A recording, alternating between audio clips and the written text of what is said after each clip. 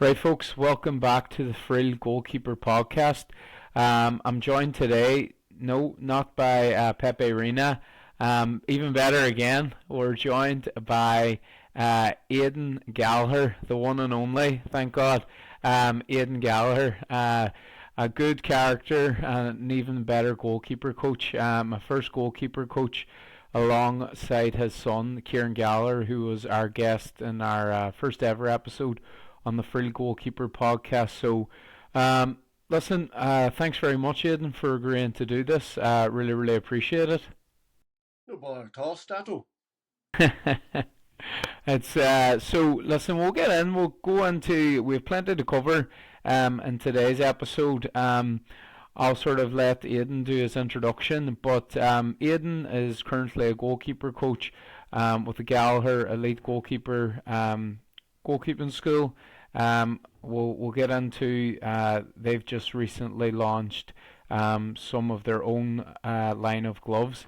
We'll cover that process momentarily. But listen, I think we've heard enough from me. Aidan, do you want to give an introduction to who you are and your background within coaching, and even your own playing career as a goalkeeper? Well, now my own playing career as goalkeeper, I started young, before town. Played just football with them under 12, under 14. And then probably I didn't play them again the under 18s or some 18s, 19s with a Saturday team and stuff like that there. But then I took a kind of wee break in because Kieran come along when I was young. When I was 19 or so, like, so you know yourself when you have kids, you just don't have that time to go and play football and do other things. But after that, then I would say the next time I was in nets was with Drumkeen United in the Ulster Senior League. I played a year Saturday football with them because a good friend of mine's Wooly Deasley. I worked with Wooly and he asked me to come and play with the Saturday team because Wooly did play in nets, but he got injured and asked us I would. So I got the bit between my teeth again, like, and started to enjoy being back in nets again and started to play like for the full season. And then went up to Ulster Senior League, played three seasons with Drumkeen Ulster Senior League, and I really loved that there, like, because it was a good standard. You know, you had the likes that you had Fannet, Larry Kinney, Kildrum, Quiglish Point, Swifts, you know, all them teams in it. And at that time there was 10 or 12 teams in the Ulster Senior League, like, so it was a good standard. It was a good standard to play in.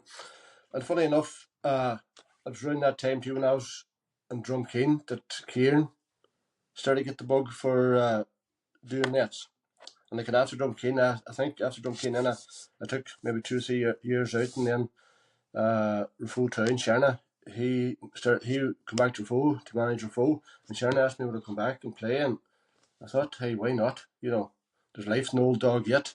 So I went back and played, hey, and at that time, like, Kieran and the Waynes would have been, all the Waynes been following, you know, coming around and me to the games and all that there, like, and that, at that time, I think it was, Kieran was about 9 or 10, because Kieran was a late starter, like, when it comes to football, like, before that, like, he was on the WWE and stuff like that, like, so football was way off the radar, but it was then Kieran was coming to games, like, watching games, and like I always say, like, I always showed him how not to be a goalkeeper.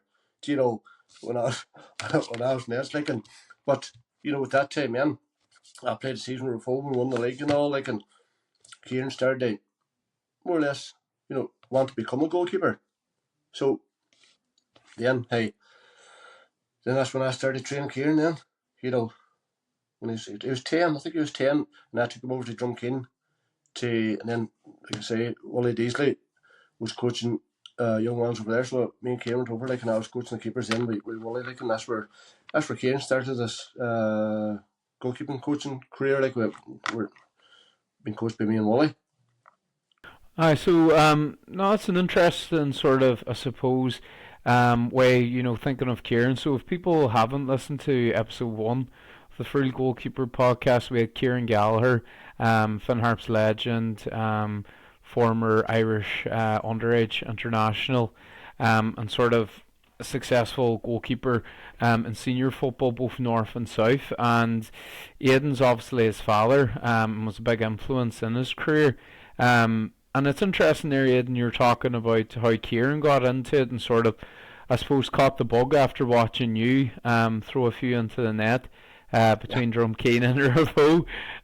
But just, this is one of the things I wanted to cover in today's episode, in regards to sort of, the how getting your son into goalkeeping. Now, you said there Kieran didn't start, he was about 9 or 10, which is a late starter. But you obviously have, you just covered your background in football and being a goalkeeper too. Did you think a lot of, I suppose, parents feel pressure to sort of force their sons or daughters into football quite early on, especially when they have a passion for it, like yourself? Did you feel any, were you just happy enough at that stage, let Kieran do his own thing? I know you wouldn't be the one to put on pressure, but what was kind of your philosophy and outlook on that in those early days? Well, see, with Kieran starting to play football, I would never put pressure on him at anything, because, like, too, like, I also play bagpipes all my life. I never ever pressurised him to do that. Do you know what I mean? I left it up to himself. Like, and to me, listen, I try to learn to play the bagpipes, but I had no interest, so I just stopped it and thought, no, we give it a try. He didn't want to do it, so that's it.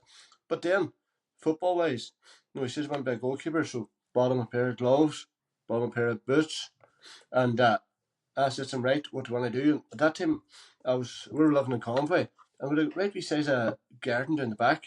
So what we done, we just we cut down trees and turned it into a small football pitch, very small football pitch, and I got a set of nets for him, just to see, more or less giving him all the tools he required, to be a goalkeeper.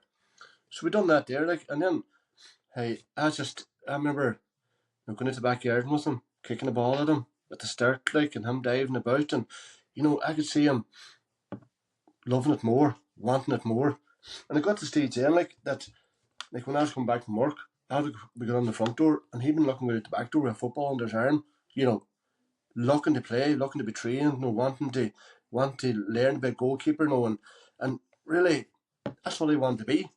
From he had 10 or so, he just wanted to be a goalkeeper, like, and I come back. It's funny too, like when I got the nets off for him, I come back one day, like, and he even had a pitch lined out at the back bottom of the garden, like, and that's how serious he was taking it in, like, and like I was throwing balls at him, kicking balls at him constantly, like, and you couldn't give him enough. And I guess the kind of appetite he had, from an early age, he'd been coming back, I'd been coming back out the back garden, kicking balls at him. An hour later, he'd want more. No, had to come on, go to bed, whatever.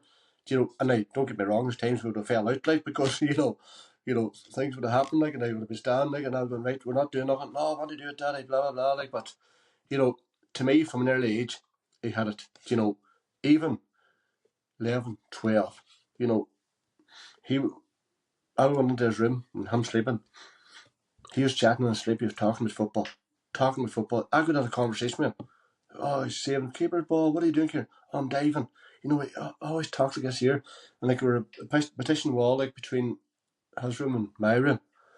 And I remember I used to have to go in and put a pillow down at his feet, because he'd been kicking the wall, all night, and then you went on to get it. Next you went on to get the ball sitting up the bed beside him, and him fell asleep. He's just. It took him a long time to get the bug to be a goal, to be a footballer, but once he got it, then there's absolutely no stopping, and like no forcing from me or anybody else, because if he didn't want to do it, Ian's kind of boy, he knows what he wants to do and he knows what he doesn't want to do, like, from an early age. Yeah, and see those early days now.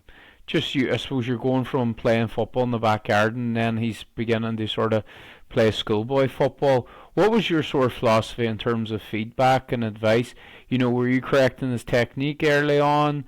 Were you very much, I know Kieran's personality be, I suppose, his own worst critic, but what was your sort of way in supporting him and facilitating him in progressing and getting better as a goalkeeper? See, I think with Kieran wanting to be a goalkeeper, I think it's always it's always good to be patient and understanding what he wanted and where he wanted to be. Do you not always listen to him and say to him, "No, what do you want to do? Where do you want to be?" Like, and it was always from that we always talked about small goals, small achievable goals, And he'd been thinking, right, I want to play. At that time when he was playing, he played with Drumkeen. At that time he's going, right, I want to play with Drumkeen. I want to be starting, I want to play every game. That's a great small achievable goal. Like, and he went out to do it, like, and you know, and to me as a parent, like, I think parents can get away ahead of themselves at times, you know, by focusing on maybe what they want their child to be, and not waiting and seeing what your child wants and where they want to be themselves, but you know, empowering them to be able to do it. Like, be there for them, like, and helping them to make the right decisions, like, along the way. Tell them, like, yourself, there could be keepers coming and they say, they're just starting off, maybe 10 years of age, and you say to them, well, what do you want to do? Oh, I want to play with Liverpool when I'm 12. Do you know what I mean? They're way ahead of themselves. Now I was always, always saying here, right, let's start to start. I always encourage regular coaching sessions. You have to be regular coaching sessions. Get a feel of the ball all the time, whether it's twice a week, 3 times a week, whatever. Like, and talk about the importance of all aspects of goalkeeping, all the techniques and all. Like, and trying to be as engaging with them as possible and show them about the starting position, your set position, how you hold your hands, the W when you're catching the ball, how you go for a high ball, how do you dive, like, and trying to hold them back and say, right, let's take it step by step. We'll get our starting position, our set position first. We get how we catch a ball, how we receive a ball. Go on into high balls, low balls. Like, because there's times, like, as keepers, even now, would say to me, "Go and throw one to the top corner for me," and I'm going, no. Let's pare it back. Let's think about and it's all about, like I said, it's all about having the right tools for them, the right equipment, having the right boots, the right gloves, everything for them, and then when I was doing that time, I was googling about techniques. No, but about your set position, your starting position, and what step by step, what do you do? And I would have wrote it down, Sister Kieran. We would have looked at it together. Right, look, this is your set position, and then this is how you stand in the set position. Nose over toes, arms down your side, like train tracks, so on and so forth. Like, and just done it, in a kind of a fun way. Like, how do you scoop a ball? Fun manner. How do you catch a ball? Fun manner. Trying to do everything in a fun manner and taking away from them getting ahead of themselves. Thinking about, oh God, I want to play with Donegal. I want to play with Ireland. I want to play. Do you know what I mean? And I think it's too. It's about kind of the mental resilience of them too. Like, work, keep them grounded, and like always talk about their efforts and progress. How they done, and what they need to do to progress. You know, And always, to me, I always had a positive attitude. Even when Kieran had a bad day, I would always talk positive. Maybe talked about how you feel you played. Oh, daddy, let on bad goal. But, Kieran, this done. You done this well, you done that well. And like, I always made him understand too that, and all the goalkeepers now too, I always made them understand that, goalkeeping is a long journey. You know, with many of ups and downs. You know, so it's about the way that you take it. Where you're able to deal with it and move on. Like, because you know yourself, every keeper makes a mistake. But, and I always say to Kieran too, you might make a mistake in the first 5 minutes, but you can affect the next 85 minutes of the game. And that's Kieran too, not hand it to you it's all about your work rate or your work rate, and like even your physical well-being. It's about no. I'll try to support him too in maintaining a healthy diet. Staying hydrated, his sleep patterns. Being physically okay for going to a training session, that he wasn't tired, he was eating the right foods and stuff like that. Like I say, like to me, I always had to try and listen to his needs and concerns. If he had concerns about Daddy, maybe I'm training too hard, or I feel lethargic. You just wouldn't go and push. I always wanted to address any issues he had there and then, like, are you okay? No, are you able to do it? No, what do you think we should do? I always put the ball back in his court. What do you think you should do? But like, to me, it's always about showing your support and encouragement. And like, I always says, like, you always have to let him, he or she, you always let them know that you're proud of their dedication and their efforts. And to me, if you back them like that there, it helps them to thrive both on and off the pitch. No, I think that's really good there, Aidan. A lot of sort of food for thought for any, suppose, goalkeeper coaches or any parents even listening, how to best support and facilitate your son in their progression. And you spoke there, like I always remember we were down in Castlefin actually, and you gave all the goalkeepers at the time. We were like myself, I was probably 9 or 10. The goalkeepers we had, it's basically homework was about the set position and body shape and so on. So that sort of information, wasn't as readily available as it is today. At what point were you just going, right, I'm going to deep dive and learn as much knowledge as I can to pass on? And then how much of that was just sort of instinctual, sort of trial and error then in terms of coaching Kieran in that regard? Well, like think about it. Even when I played nets, I never knew the technical aspects of goalkeeping. Yeah. Didn't know. Like, it's just coming for a ball, and I was just as mad as a box of frogs. Just diving about the place, like trying to catch a ball and 1v1s. I didn't even know what a 1v1 was. I seen a ball and I went for it. Do you know what I mean? But then when Kieran, as I say, started to develop his like for goalkeeping, I started to delve a bit deeper, and I started Google and buy books and buy books about Shay Given's book and all about this, that, and other bit about drills you use for goalkeeping and one thing or another. Like, and it's like a body shape. I would have Googled and seen body shape, and I was thinking, well, that sounds right. That sounds right. Like, so then I would have either wrote it down or printed it off, like, and added my own. But because I thought to myself, this is right. So to me, like, as a goalkeeping coach, it's all about developing goalkeepers, like, who are not just shot stoppers. Because you know yourself, years gone by, everybody would always acknowledge a goalkeeper as he or she's a good shot stopper. Yeah. And that's, I always thought to myself, they're more than that. They're like more than a shot stopper. Like they're just not a shot stopper. I want them to be effective communicators on the pitch. Good organisers, good decision makers. Like, there's one thing I'll chat about goalkeepers and decision making. You see a lot of it now. To me, when the goalkeeper's on the pitch, decision making is totally for the goalkeeper. Up to the goalkeeper, 100%.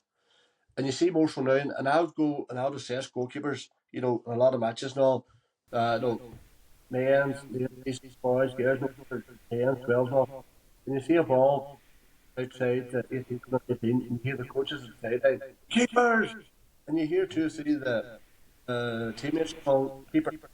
And like, one thing, like, I would stress to managers, to parents, to players, decision making is all the keepers, nobody else's. Let the keeper make the mistake. And that's the only way they'll learn, by making a mistake. And if they come for a 50-50 ball and they're too late for it, they will know themselves. Do you know what I mean? They'll know themselves. Like, they have to be able to read a game. And that's what I was always thinking about. They have to organise a game. No, organise themselves within a game. Sorry, and to read a game. And what I always say to keepers too, you have to play the game and not watch it. And all these things from you talked about the set position. I was always thinking about it. How do we do this? How do we do that? How can I take a goalkeeper from their first day with me learning the set position right through to being not just good shot stoppers, but effective within the whole game holistically. From being good communicators to good organisers and reading the game. A goalkeeper has a prime advantage of seeing the whole pitch. And I was always thinking to myself, how can I get them to read the game? How can I get them to be able to know what's happening? I know from that day, like after then, after Kieran working from thinking, how can I get Kieran to be a better communicator on the pitch? How can I get Kieran to even set up walls? Even now, all the goalkeepers, I have I give them out leaflets about how to set up a wall. How many in this area? How many? And it's just what we think. You might add a keeper or add a defender, whatever, but you don't take one away. And it's all that there.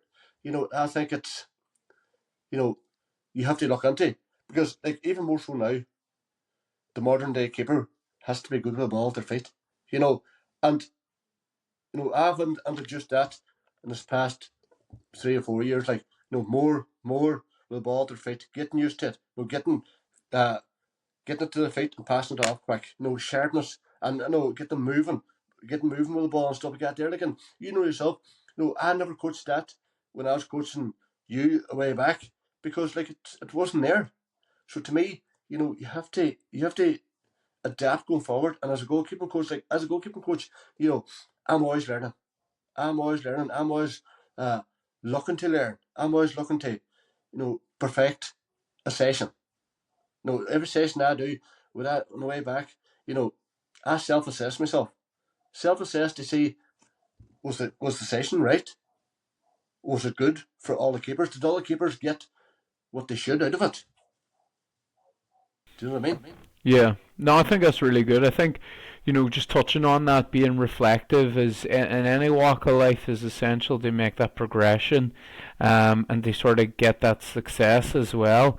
And I think being willing to evolve as a goalkeeper coach too, and keeping up with the times and the trends and how the game's evolving. Actually, funny enough, remember we had a session in Kelly Gordon, and I remember we actually just played a game amongst the keepers. And I remember the justification. This was probably in 2009, 2010. It's probably just when that Barcelona team started to emerge. Yeah. I remember the justification you and Kieran gave for us playing that game was you have to be comfortable with the ball at your feet. Because probably most of the keepers at that session were just in goal all the time.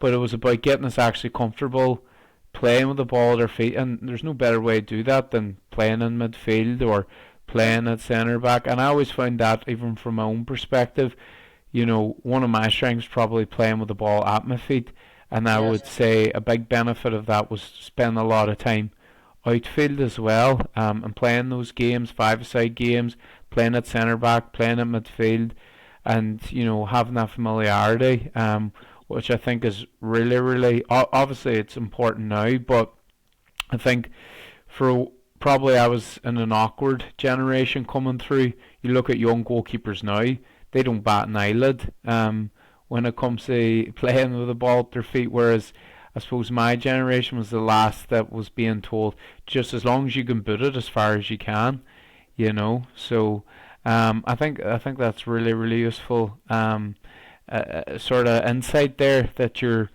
providing into that. What I suppose, do you want to just go into, Aidan, the background of the goalkeeping school? We've touched on it there a little bit.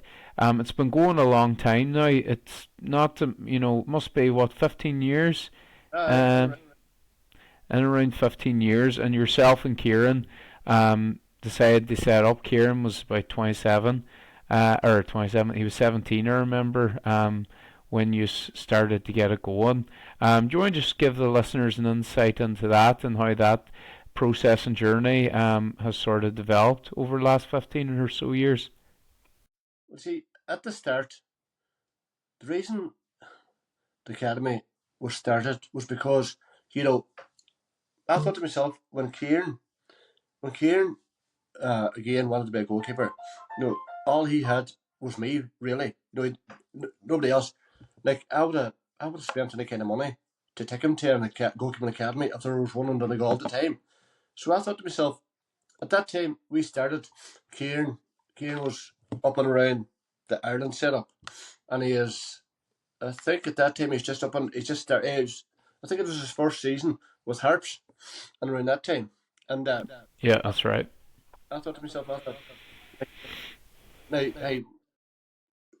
what I was able to do with Kieran in the backyard, and like, do you know what I mean? To me, I thought to myself, can this be done on a bigger scale?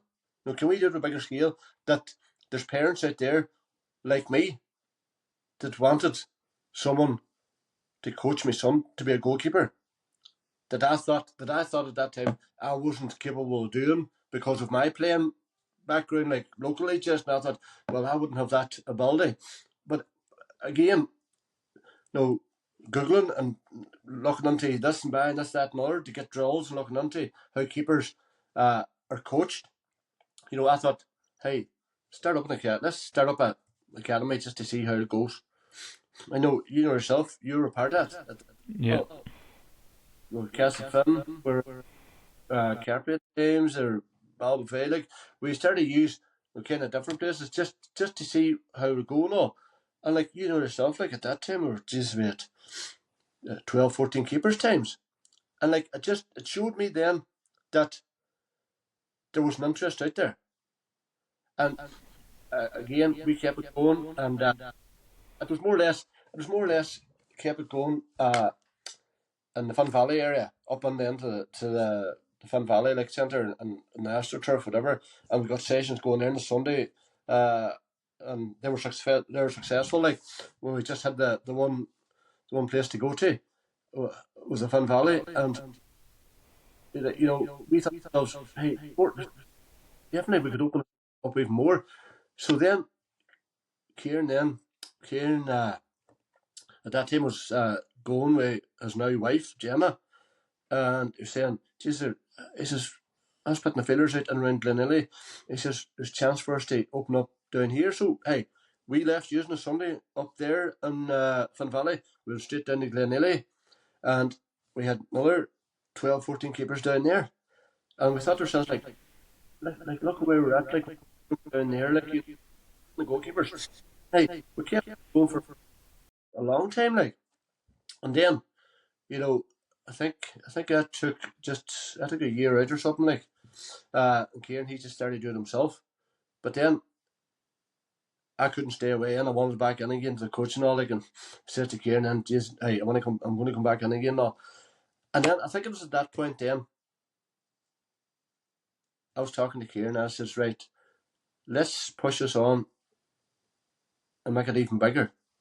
So that stage then, like we started to create our own badge. Our own identity. Then we started look at different options, different venues, see what we could do. We started to cater for more, like do 1-to-1s, do 1-to-1s more. We do, train the trainer, where we're going to clubs and coach, trainers, whoever's coaching goalkeepers or whoever wants to coach goalkeepers. We'd go on, and show them the basics, give them the basic knowledge of how to uh, train it, or to show a goalkeeper all about set position and how to dive, and drills to get there, just to give them the basics to help keepers, and to me, things like that really has took off in the past 7, 8 years, more so after COVID.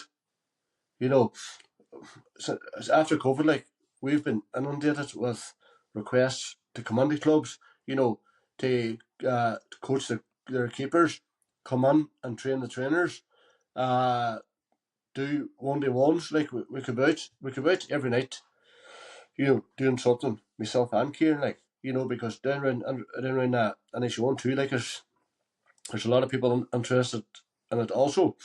And like at the minute, like we have still the Fun Valley session going all these years later. We have a session on a Monday night and the Aura. We have a session down on Mofall going every other Saturday, at present, along with other things like so, at the minute, we're in a good place, and there's a lot of interest, which is fantastic, and then you touched on the gloves. We just like, I think as an academy, there's something we always wanted to, delve into, dip our toe into, to see, like, because, you had somebody like Kieran who was sponsored by Allsport all his playing career, like, and like, the Allsport glove, as you know yourself, is not a cheap glove. Mm-hmm. We would have looked into it, and we looked at gloves and one thing and another, and we're thinking like maybe it's something we can achieve ourselves, like bring an academy glove, for our keepers, to wear, whatever, like, and like that we want this glove that that can be used by any keeper of any age and any scenario, whether it's like under eights in the pitch of foe or up at Fun Park, in a Airtrusty League game, or even the Banner Boy, anywhere, in or Anfield, you could use this glove anywhere, because I think with Kieran's experience and his knowledge of wearing gloves and what we needed, we got a sample over. Like I was talking to the fella, got a sample over, last to Kieran, try them on, to see, like, and he's seen a couple of wee tweaks that was needed, and like these wee tweaks made the glove even better. Do you know what I mean? Fitted better, more snug and stuff like that there. Like, so, hey, at the minute, now we brought out a glove with a crest on it, the Gallery Goalkeeping crest, a fantastic glove. And then, Yeah, really top glove. You wore a pair, didn't you? Yeah, it was really, really good. Top class glove. And then, with people on about these second glove, uh, around about, it goes up further up the wrist and all, and wrapped around more snug and all. So we went away and we looked into it, and now what we called is the GG range. We're quietly confident this is a fantastic glove, another fantastic glove. And the thing about it is, like, the palm is all like 4mm German latex. It's really up there with the best glove out there. Like, and it's all about people talk about the backhand and stuff like this, but it's the palms you catch with. Do you know what I mean? To me, if you have the 4mm German latex on your palm, it doesn't matter if the backhand is a marigold. Do you know what I mean? Yeah. You're catching here,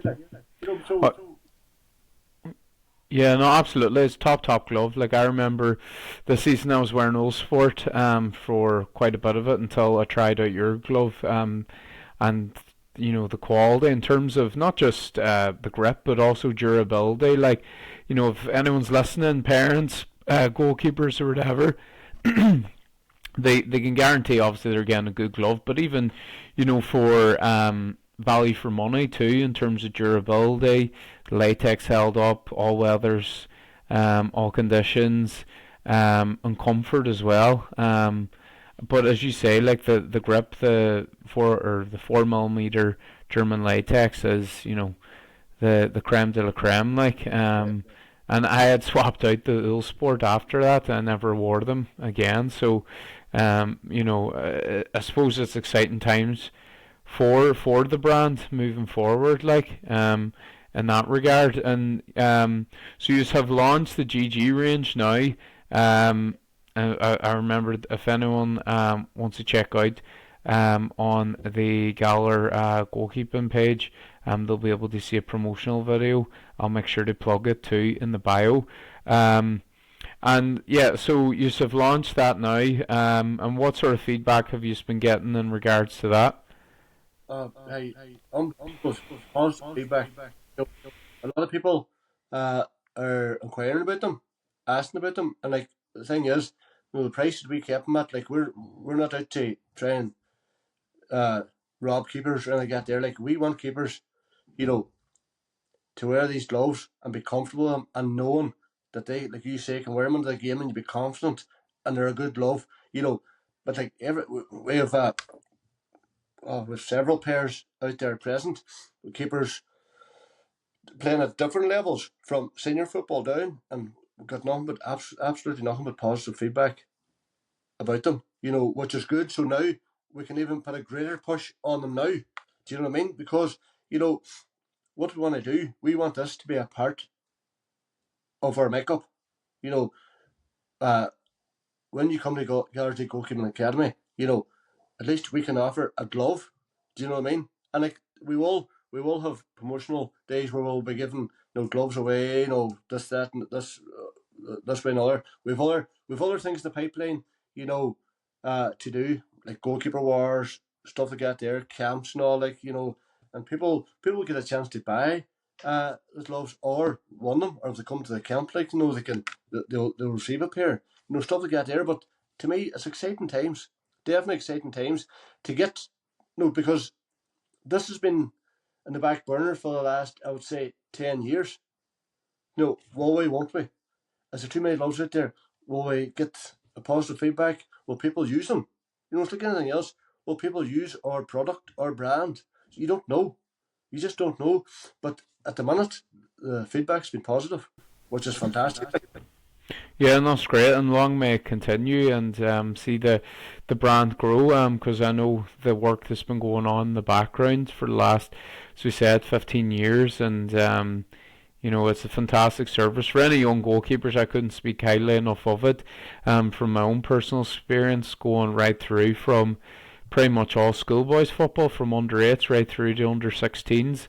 And I would say I wouldn't have achieved half of what I did achieve in junior football without the coaching and support that Aidan and Kieran give too. But also it's great fun, even if you don't want to go and have the highest aspirations to play senior football or whatever. It's the social side is what was the highlight looking back. That's where the best memories are made. I think the best memories was when we used to take a lunch break. And we used to get the Jaffa cakes and sweets and so on, and that's when the crack used to happen. So it was fantastic, We'll not mention that took us leave a Java cakes to themselves and sweets. No, we'll not mention their name. I think if they're listening, they'll know who they are, and that's for sure. But as I say, great character builder and comms builder, and there's lads there now.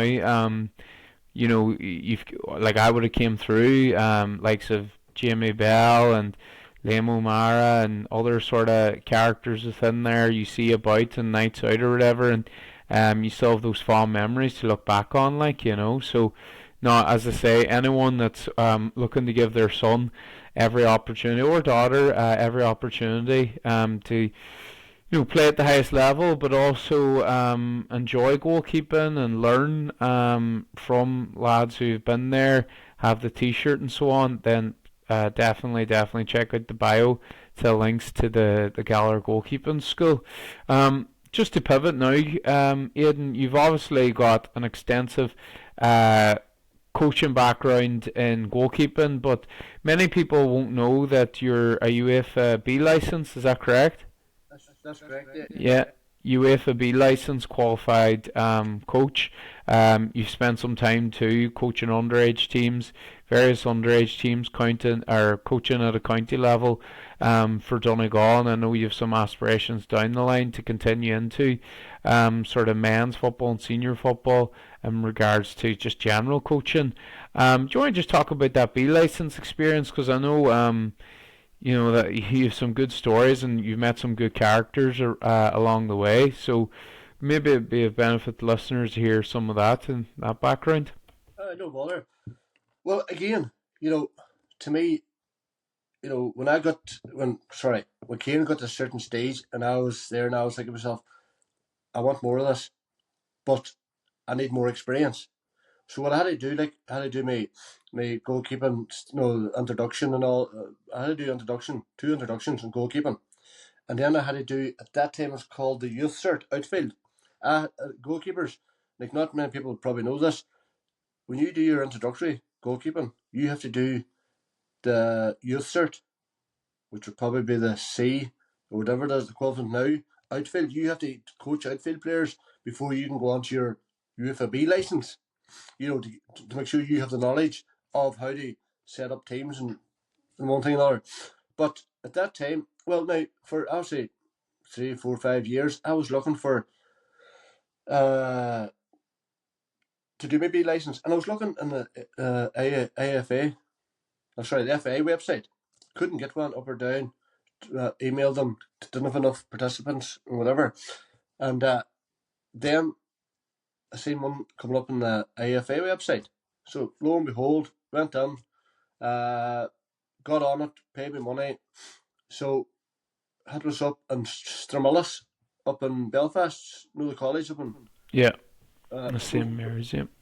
yeah, we went up there, and we started up there, like, and there's like you were saying, I met some great characters up there. There was the UEFA B outfield was on the same time as UEFA B goalkeepers.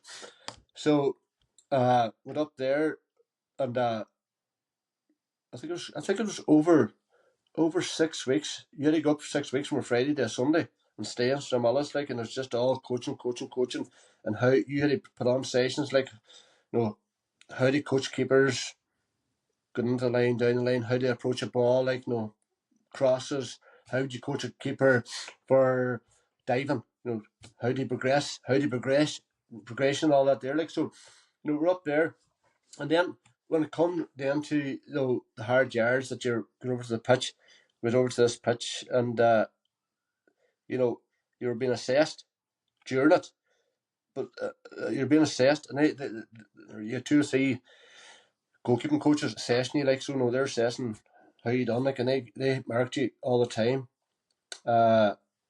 after each session to see how you done, like, and see where you went right and where you went wrong. I remember one thing. I was pulled up on. I think it was the second or third week. And I was coaching them, and no way you'd say, no, no, and you stand here, okay, and you receive the ball again. Yeah. I would just say okay. And pulled it up, and they were saying, no, you don't say okay. And I was saying, why don't you say okay? Because the keeper thinks you're saying you're okay. You're okay what you're doing. But I was saying, no, that's just, no, maybe the Donegal accent that we say, okay, okay, okay. Yeah, those fillers. Yeah. But it just shows you, no, they weren't letting you away with nothing. Like, they wanted you. Yeah, level of detail. They wanted you. You had to be clear because everything you were saying. And to me, that helped me along the way. Because from the start, they were just pulling boys up and everything. Pulling you up and the slightest wee detail. No, you do it this way here because. But anyway, we done our assessments up there, and then, funny enough, that after 6 weeks, we done our last assessment up there. But as goalkeepers, you had to do a logbook, and the logbook consists of 20 matches. You have to go and watch 20 matches and video, and you had to assess how the keeper performed, what he did right, what he did wrong. You had to mark where every kick landed, where every throw landed, everything about the goalkeeper. So, like, that was a lot of time. And then, other than that, you had to go and do about 20 sessions with a goalkeeper. Training sessions with a goalkeeper. And you had to more or less kind of self-evaluate yourself, during it. This is what I done, the warm-up, this is the way I done the whole way through, and this is how it went. And then they would say, what do you think you'd change, or what do you think you would have made it better? So that was a lot of work. It took me from the very first day I went up there to I got my B license. It was 3 years. That's a university degree there. That's what it is. But it was mad, time consuming. Like, because I was trying to work and trying to coach, and I had to go and watch games. I had to go and train and tell everything about the goalkeeper. I had to identify a goalkeeper, and I had to get whatever games that I was watching, whether those games I was watching video, I had to get the manager of that team to sign off that I was there to video it and to assess the keeper. And even when I was coaching, at that time I was down with Cockhill Celtic with Gavin Cullen. That's right, yeah. And I had to get Gavin off every session. I was there, and what I was doing was correct. That I was there and was training the goalkeeper. Like, so there's a lot of work. But you touched on the characters we met. I remember I rocked up Stramullis, me, Donegal man, rocking up in the big city of Belfast. Stramullis, Paul Dunn, steps out, first man to meet David Healy. Yeah, that's right. The lineman manager. Now, I thought the noise. He's a kind of square wee boy, but he's about 5'1", like, I thought to myself, how angry he was in the pitch and how many goals he scored. I was expecting he's about 5 foot, no 5, whatever. Yeah. Ball man. But at that time, like, Jesus, David, how you doing? Any chance of a photograph, a selfie? No bother at all. Now, a gentleman, a true gentleman, like, absolutely no bother at all. Had time for everybody, and I've seen that over the course of the 6 weeks. Pictures, time for anybody, and like met the likes of Joey Barton, Mick Taylor that used to go through. Yeah, for Birmingham as well, yeah. Yes, Steve Harper. Steve Harper. He was doing license over there too, and the head man of the IFA was there, like Nigel Best. He was the head man of the whole IFA, like, and we were told. I remember one time we were told, and once we were done, we were told, once you're in these surroundings, you wear the IFA coach education outfit the whole time. Nothing else. Once you're in here, from you drive in to you drive out, coach education the whole time. Can't wear nothing else. And we were, Jesus, no bother at all. And we were on about, didn't we? We had in the same hall every night. We got your dinner in the same place. I remember one night we were all sitting in, Nigel Best and all the hierarchy sitting up on the top table, like beside where the dinner and all's been served. Like, we were all different tables. We were all sitting down. Next thing, the door had kicked open. Joey Barton, he rocks in. I think it was in Marseille at that time. It was over in France with Marseille. He had the Marseille. I remember it was a light blue top on him, Marseille shorts, Marseille baseball cap, turned back, the sunglasses up. I remember Sparks and Weller up there, sunglasses up there, and he rocks in. And I remember we all looked up at Nigel Best, and he was just mid eating like that there, watching Barton coming up, and he just walked in. I remember, like, the thing is, there was always healthy eating there. They were saying, right, be licensed. We have to be healthy eating. We have to, take from here what we do, like, drinking water all the time, whatever. Barton, he walks into the two ladies. Hello, loves, how you doing? Where's the biscuit? Give me a biscuit. And I just thought, every time I hear him, the news, whatever, and there's Mount, that's weekly. I just think about him. And even another time too, we were all being assessed. Like, goalkeepers were being assessed in a different area, and they were on the main pitch. And we stand, and we were all out to watch the assessments. And this was the final assessments for the B license. And I remember we were all sitting up in the stand, like I was saying, Mick Taylor, Steve Harper, no, cream of the crop was over. Doing it, and it's funny, like all these ex players from England was over in Northern Ireland doing their B license, Yeah. because I was told at that time, no, for me doing the B license, uh, there has to be a 2 year gap in between doing one and another.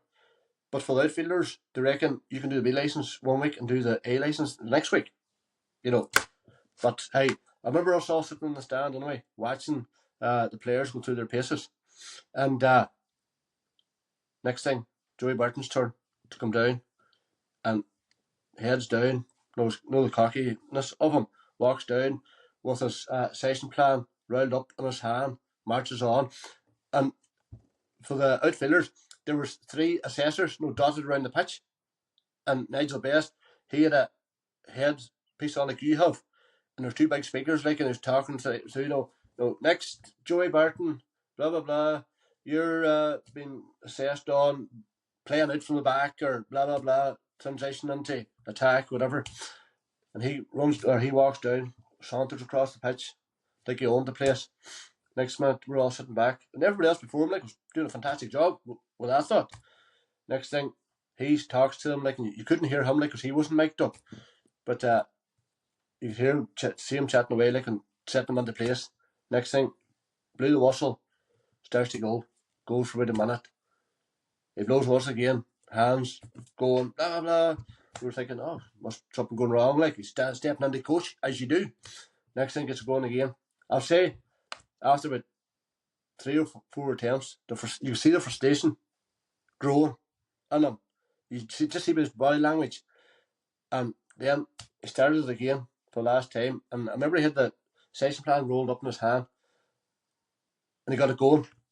Next thing, blew the whistle again, threw down the session plan he had, stomps off the pitch, and under the dugout, or under the stand where we were, disappeared. And I looked over, and I was looking over at the professional players, ex-professional players, and I was thinking, let me see what these boys are saying. Looked over. Taylor, he just had a half smile on his face. Harper, he was looking at him. And I was going, what the actual hell happened here? Yeah. I remember you could see Ned's the best, somebody else storming off, going off. Nothing happened. Everybody chatting to himself. Next month, Joey comes out across the pitch with a session plan that one of the boys lifted and took into him. Do you know what I mean? He comes back out again, and the session was supposed to last anything between 20 and 30 minutes. That's what you're being assessed on. I think I counted about 4 minutes, and then the final whistle from Nigel Best, whatever, blew. That's it, Joey. Next up is, and I was just thinking, even back then, like, he was a prima donna, Oh, absolutely. had to get everything his own way. I was sitting back, he's probably got this paid for him. He's got everything laid on for him. After they drive from Donegal, pay a lot of money. It's not a couple £100. It's not cheap. And I have to do that here to get my B license. But I'll tell you, it was the whole experience, and seeing the likes of, Steve, Harper, and boys like that there, how they operate and how they conduct themselves, stood me in good stead. Do you know what I mean? It was good to see. It was good to see that professionalism of somebody like Steve Harper that didn't really get a chance of their That's right. best in the world. Yeah. But again, lovely man, gentleman, talked to everybody for them 6 weeks, no matter what, like, and he was no prima donna, like, and he was a gentleman, and it was a great experience. Yeah. And how then, what was that? How would you compare those 2 experiences of coaching outfield players and coaching goalkeepers? Because I know you have taken and managed teams.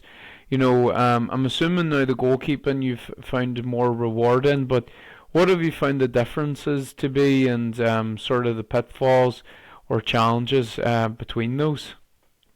See, what I say about goalkeepers, with me, wanting to coach goalkeepers. And that's always been my first love for a number of years, is to coach goalkeepers. I always find that a handy thing to do. Do your session plan. Make it fun. You know what you're doing. You're going on with it. But it's just when I remember managing. Donegal 98 up in the Kennedy Cup.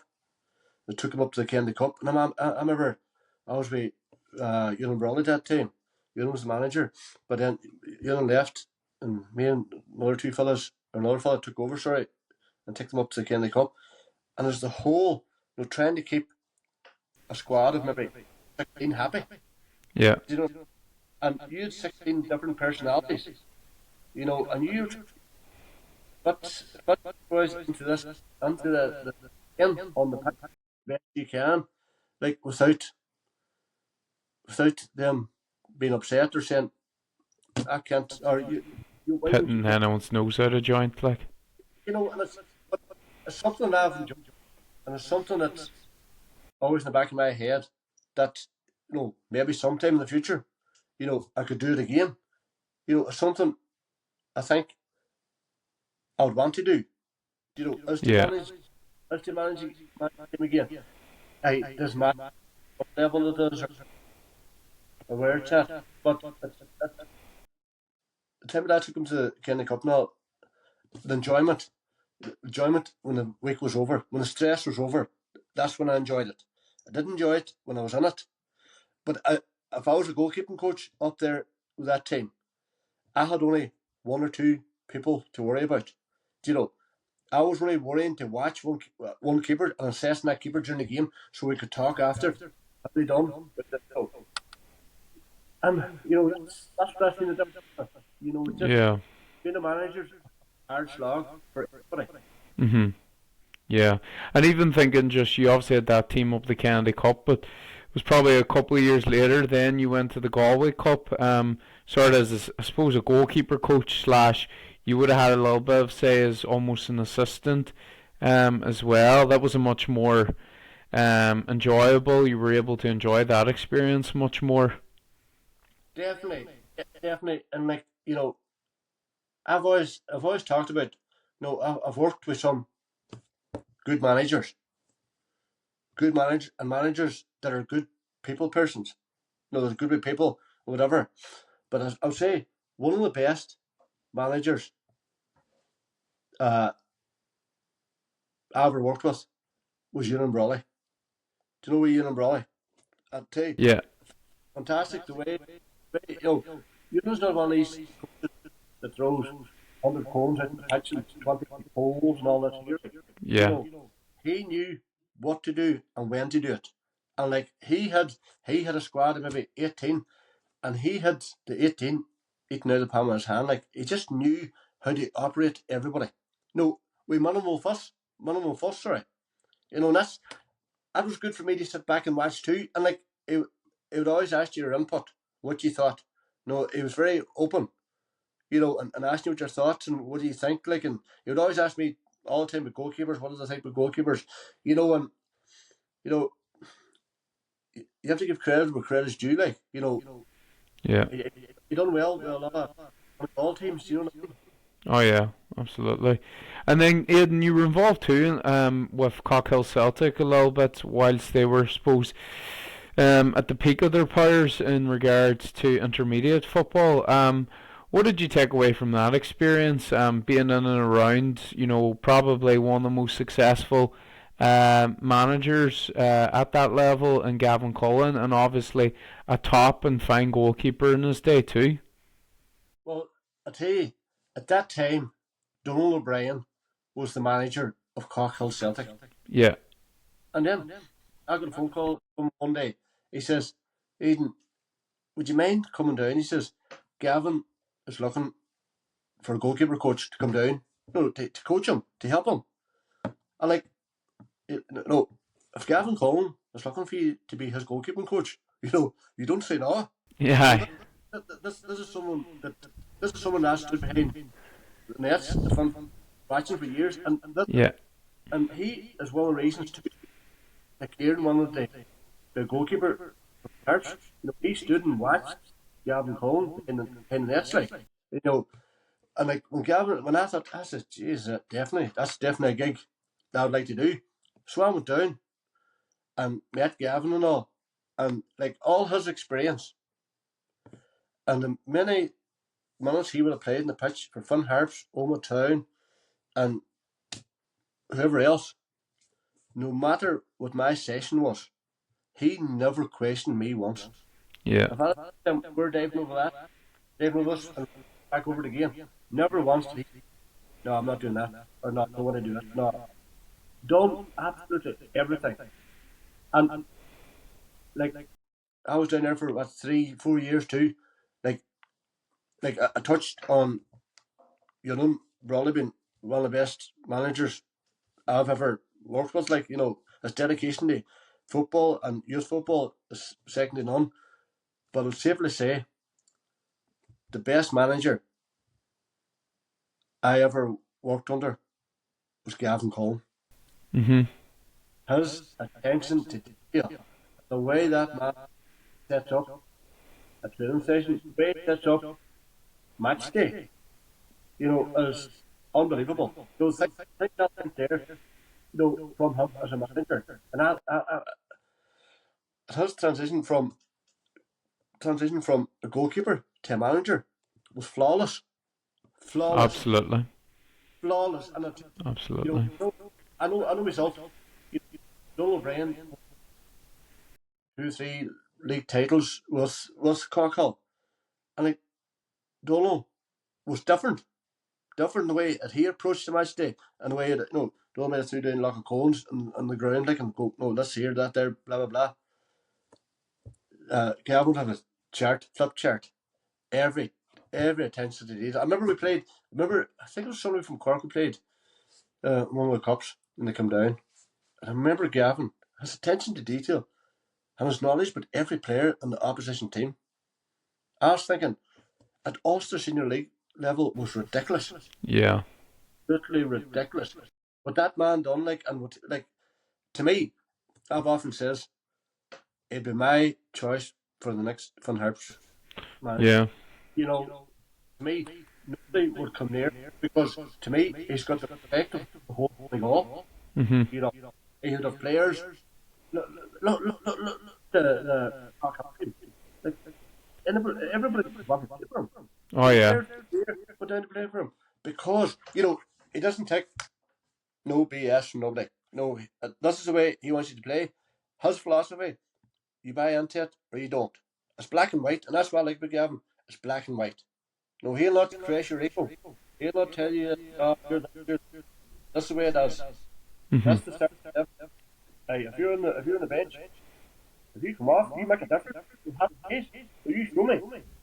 Will you show me you can do it? No, you're proving me wrong. I like to see. Hey, what's done with Corkhill is unbelievable. Yeah.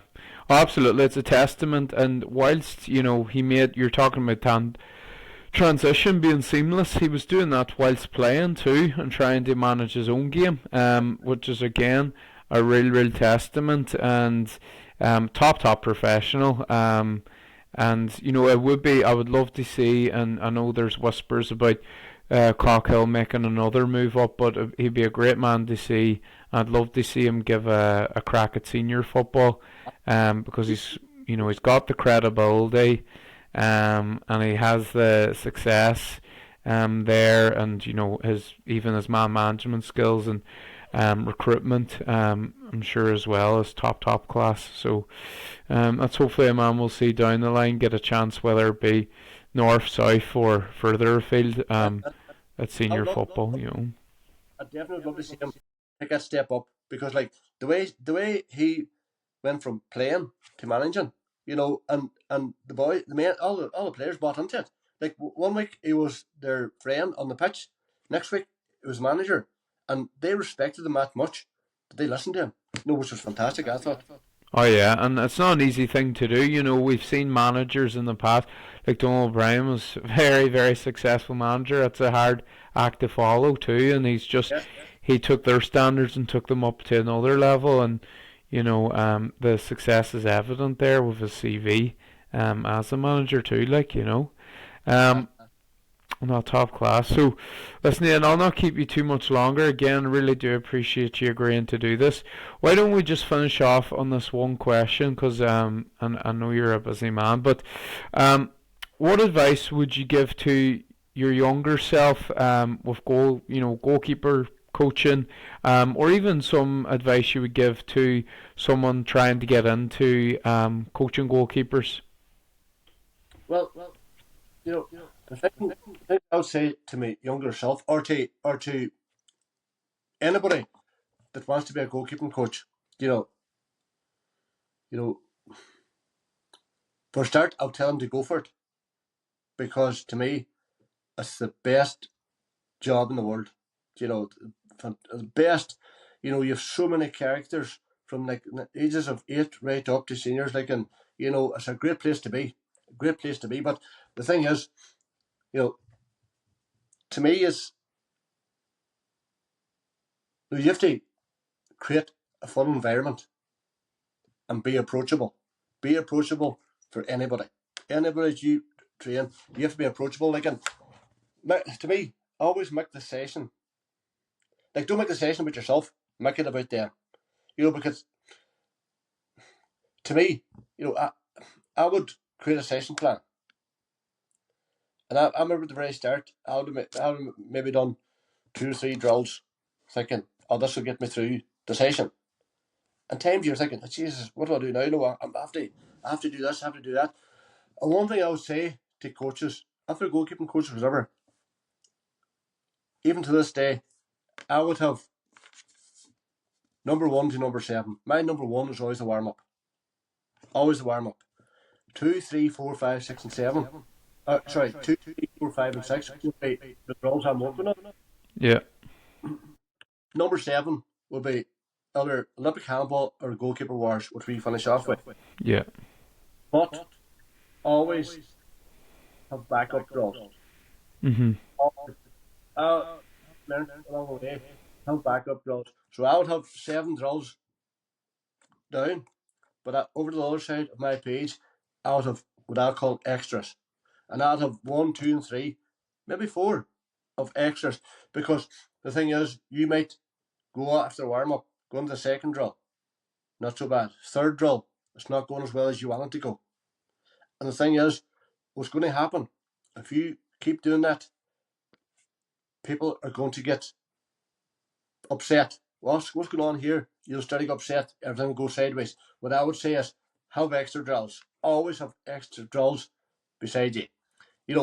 But most importantly, focus on the fundamentals of goalkeeping. Simplicity. Keep it simple. Keep it simple. Work in the set position, handling, footwork. When we talk about diving on the ground at this time, don't be looking for the top corners. Keep it simple. Simple is key, and it'll work far better for you. Don't go out and think to yourself, well, I've 10 keepers here. I'm going to start throwing cones all over the pitch, poles, all this here. Because all that does is confuses goalkeepers that comes to it. If they're walking on, they're thinking, what's happening here? And it'll scare them. So, keep it down. Only keep maybe a drill ahead of yourself, at a time. Just so they think, oh, okay, that's all we're doing, whatever. But,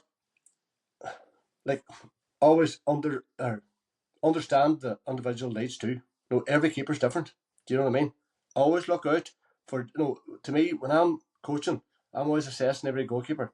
Are they able to do these reps? Are they able to do, maybe do 5 serves? Is it only 3 serves they're able to do? Always, it might take you longer to grasp a technique more than me. It might take me longer. So, persevere with the goalkeeper. Bring them along. Even if you take them out to the one side some night or whatever, give them a chance. Don't be driving balls at them or hitting balls hard than what they're aiming Mhm. for. You know, uh, adapt to me. Adapt, Adaptability. exactly. And adapt the system. No, and to me, it would be always provide constructive feedback after every session.